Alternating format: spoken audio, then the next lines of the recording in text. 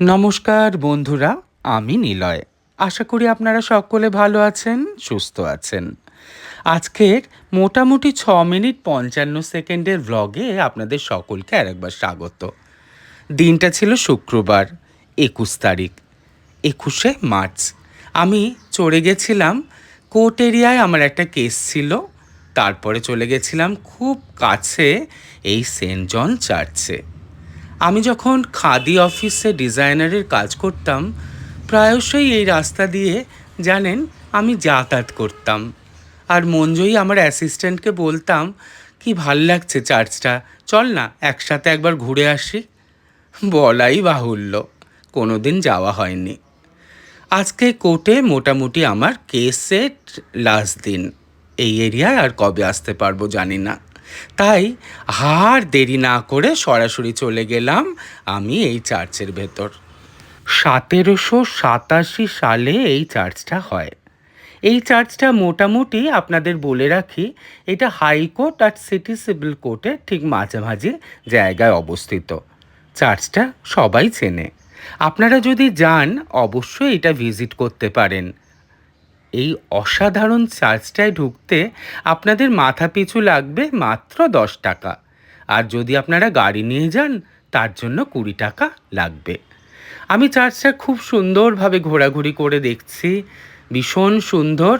আর প্রথমেই আমরা চলে গেলাম ব্ল্যাক হোল মনুমেন্টে। এই সম্বন্ধে যদি আপনারা জানতে চান, ভিডিওটাতে একটা স্ক্রিনশট নিয়ে বড় করে দেখতে পারেন ইতিহাসটা আর আমি বলে সময় নষ্ট করছি না। আর দেখতে দেখতে চার্চের ভেতর আমি যেগুলো পছন্দ করি, পশু পাখি সব কিন্তু এই ভেতরেই পেয়ে গেছি। দেখুন কি মিষ্টি এই বিশাল বড় এই পশুটা। নামটা নিশ্চয়ই আর বলে দিতে হবে না, নামটা মাঝে মাঝেই আমরা আমাদের বন্ধুদের বলে থাকি, ছাগল। দেখুন কিছুতেই ছাড়বে না। এই পোস্টটা আমি আমার ফেসবুকে দিয়েছিলাম, একটা ছবি মনে আছে? কিছুক্ষণ আরও না হয় রোহিতে কাছে, ও যেন বলছে আর একটু সময় থেকে যাও। এই দেখতে দেখতে মন্দিরের কাছে মানে চার্চের কাছে আমি একটা কাঠবাদামের খোলা পেলাম। এগুলো প্রকৃতির দান, তাই সরাসরি ফেলে দিই না, যত্ন করে বাড়িতে রেখে দিই। কি জানি এটা দিয়ে হয়তো কোনো দিন কিছু বানাবো, আর অবশ্যই আপনাদের দেখাবো। দেখুন চার্চে ঢোকার আগে কি সুন্দর আর্কিটেক্ট, একদম শান্ত হয়ে যাচ্ছে মনটা। ভেতরে গিয়ে কি জানি কি দেখব। আসুন এবার আপনাদের ভেতরটা একটু দেখিয়ে নিই। এইটা চার্চের মেন দরজা। অসাধারণ শান্ত পরিবেশ।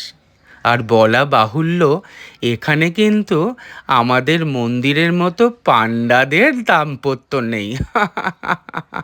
আমরা সবাই জানি যে কোনো মন্দিরে গেলে আমাদের পাণ্ডারা চারিদিক দিয়ে ঘিরে ধরে, কিন্তু এখানে দেখুন কি শান্ত পরিবেশ। আমি মন্দিরের পাণ্ডাদের কিংবা পুরোহিতদের দোষ দিচ্ছি না, কারণ ওইটাও তো একটা প্রফেশন, ওইটাও তো করতে হবে। এখানেও কিন্তু একটা ছোট্ট প্রণামী বাক্স রাখা। আপনাদের মনের মতো দান আপনারা করতে পারেন।